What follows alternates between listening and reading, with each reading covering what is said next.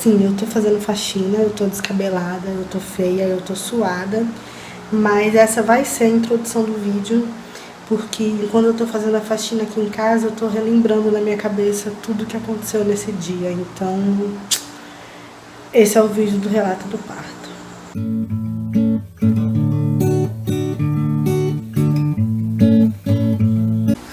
Então, gente, eu demorei pra vir fazer o relato do parto, porque quem acompanhou pelo Snapchat sabe que não foi fácil. O Lucas foi pra UTI, aconteceu muita coisa e eu não tava conseguindo lidar com aquilo, eu não tava conseguindo falar de tudo que aconteceu sem me desmanchar, sabe? Só uma coisa antes de eu começar a contar pra vocês. Eu tô aqui na sala, o Lucas tá dormindo nessa rede e o ventilador tá aqui, então pode ser que faça um pouco de barulho. Então, voltando. Então, eu não conseguia falar sobre o assunto sem me desmanchar, sabe? Sem chorar, sem... Eu não conseguia falar, tava difícil. Então, assim, eu sei que eu demorei, o Lucas vai fazer 2 anos e meio agora. Mas só agora eu me sinto bem para poder contar para vocês tudo o que aconteceu. O mais importante para vocês saberem, antes de eu contar o relato, é que o Lucas nasceu de 34 semanas e não de 36. A contagem que eu estava fazendo aqui no canal estava completamente errada. E o motivo é porque eu tive diabetes gestacional. Então toda a ultrassom que eu fazia dava 2 semanas ou 3 semanas a mais do que eu tava. Eu me perdi nas contas em relação à data da última menstruação, então eu estava acompanhando pela ultrassom. E estava dando essa diferença porque o Lucas ele tinha um peso maior do que ele deveria ter na idade dele, na idade gestacional dele, né? No caso, a cabecinha dele era compatível com o tamanho das semanas que ele deveria estar, mas o corpinho dele era muito maior, então ele era muito mais pesado. Nisso sempre dava semanas a mais. Quando eles fazem a ultrassom, eles medem a cabecinha e na cabecinha ele diz a semana que ele tá e o corpinho, o peso, diz a semana que tá. Então sempre dava essa diferença. Pronto, essa foi a parte importante que vocês precisavam saber. No dia 8, que foi o dia da mulher, eu tenho um vídeo aqui no canal onde eu anuncio pra vocês que o Lucas vai chegar. O meu médico tinha me encaminhado pra fazer ultrassom. Pra fazer o parto, porque eu descobri 2 ou 3 semanas antes que eu tinha diabetes gestacional e o Lucas precisaria nascer antes, porque ele estava gordinho, a minha barriga estava muito grande, eu estava com polidrâmia, sei lá como é que fala isso, que é excesso de líquido na barriga, e o que causa isso é justamente a diabetes gestacional. Então o Lucas precisaria nascer antes, que seria no caso com 36 semanas, que era o que a gente achava que eu estava, né?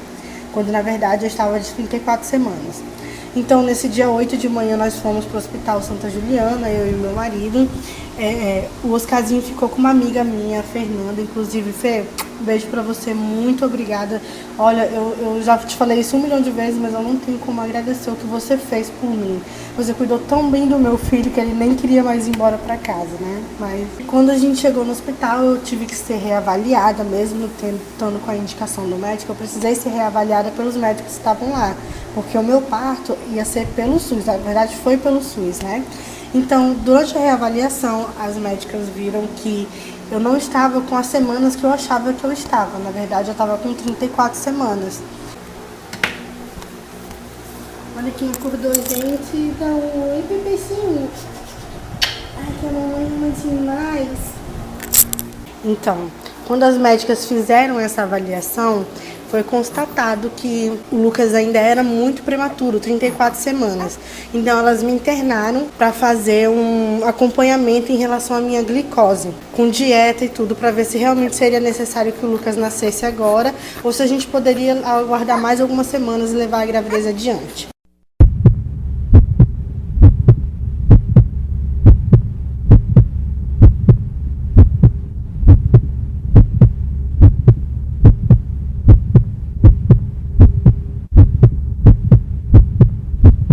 Então ela decidiu que iria fazer só no final da tarde, porque como o parto era pelo SUS, lá eles meio que acumulam os partos cesáreas que tem que ter no dia. Se não fosse de muita emergência, eles fazem só no final do dia, tudo de uma vez. Então a minha era a última do dia, né? E com isso eu avisei o meu esposo, que ele não dormiu no hospital comigo, ele tinha que dormir com os casinhos em casa. E eu avisei o meu esposo e ele já estava preparado, né? De tarde ele tirou a tarde para ficar comigo. Ele tirou a tarde para ficar comigo e acompanhar o parto, etc. Nisso eu fiquei lá, eu já fiquei na sala de observação, só aguardando o horário. 4 horas da tarde foi o horário que me chamaram para ir para a sala de parto. E assim, o parto em si, a cesárea, foi tranquilo, assim, não aconteceu comigo, em relação ao parto aconteceu tudo normal.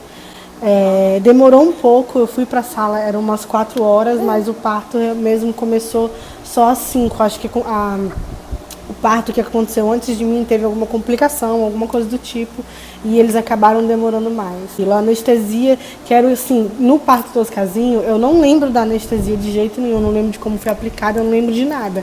Então eu estava super ansiosa, eu estava nervosa, eu estava com medo, eu não sabia como que era o que ia acontecer. Mas o anestesista, que ele entrou primeiro na sala para me atender, para aplicar anestesia, ele foi super bacana comigo. Eu não lembro o nome dele mais, gente, infelizmente. Ele me explicou todo o procedimento como ia ser, ele me acalmou e, enfim. Depois da anestesia eu tive que deitar bem rapidinho e elas já entraram e começaram a fazer o procedimento. Eu já tinha a marca da cesárea do Oscarzinho, só que elas precisaram fazer um corte bem maior porque o Lucas estava atravessado na minha barriga, porque eu tinha muito líquido na barriga. Então ele acabou meio que estava flutuando lá dentro, sabe? E nisso ele acabou saindo da posição, ele estava encaixado, ele desencaixou e estava atravessado. Então elas fizeram um corte bem maior. Quando o Lucas nasceu, elas tiraram, nem me mostraram, levaram direto para aquela, tipo uma caminha que tem lá que eles fazem todos os exames, né? E o Lucas, ele nasceu com um desconforto respiratório.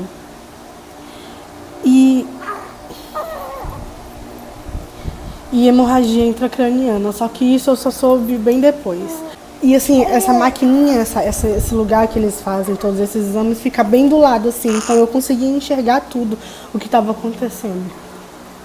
E aí ele nasceu com esse desconforto respiratório, ele nasceu bem roxinho. Gente, ele era um bebezão muito grande mesmo. E ele nasceu bem, gente, muito roxinho mesmo. E ele tava assim, todo mole, sabe? Ele não chorou nem nada. E aí a médica que estava atendendo ele, a pediatra, eu ouvi a hora que ela falou assim: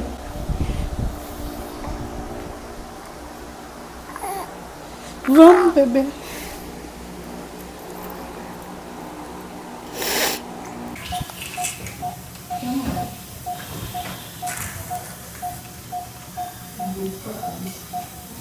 Estava grande demais.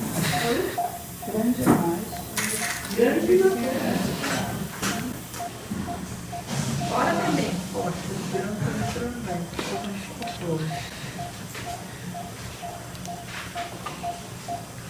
Acho que eu fico fazendo bebê aqui.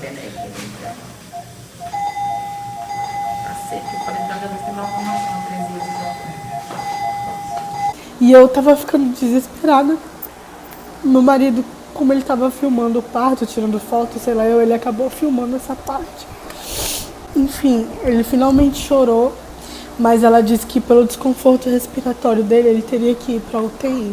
Eu fiquei desesperada, eu tava muito preocupada. Eu nunca imaginei que aquilo fosse acontecer comigo. E assim, enquanto tudo isso estava acontecendo, eu comecei a sentir assim, eu não conseguia respirar, sabe?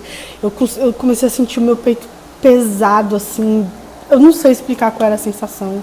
E eu conversava com a anestesista, eu falei, eu não tô conseguindo respirar, tá pesado, parece que tem alguma coisa apertando o meu coração, apertando o meu pulmão. O que tá acontecendo? Eu vou morrer.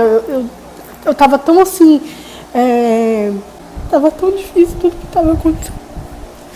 Que eu tava tudo acontecendo de uma vez, entendeu? Mas aí o anestesista falou que era normal, que aquilo ia passar, que era a sensação mesmo da anestesia. Eu não senti isso no parto do Oscarzinho, foi super tranquilo. Assim que o Lucas saiu, meu marido foi acompanhar ele e eu fiquei lá pra eles me fecharem. E eu ficar aquele... Eu nem sei quanto tempo é, eu não sei se é 20 minutos, se é meia hora, se é 1 hora. Mas eu sei que eu saí da sala de parto e aí eu fiquei numa sala de pós-parto, né? Onde a gente fica esperando. Não sei o que eles ficam esperando para ver se tá tudo bem, se vai acontecer alguma reação, não sei o que é. E depois daquilo, eu lembro que eu ficava chamando o enfermeiro toda hora, eu queria saber o que estava acontecendo, como que o meu filho estava. Aí ele tinha dito pra mim que tava tudo bem, que ele já tinha ido lá pro quarto com o meu marido. Eu acho que ele não tava por dentro, eu acho que o enfermeiro não tinha acompanhado, eu não sabia que ele tinha ido pra UTI. Então quando ele me falou isso, eu fiquei mais calma. Quando passou o tempo que eu tinha que ficar lá, eles me levaram pro leito. E aí quando eu cheguei lá, só tava o meu marido, né?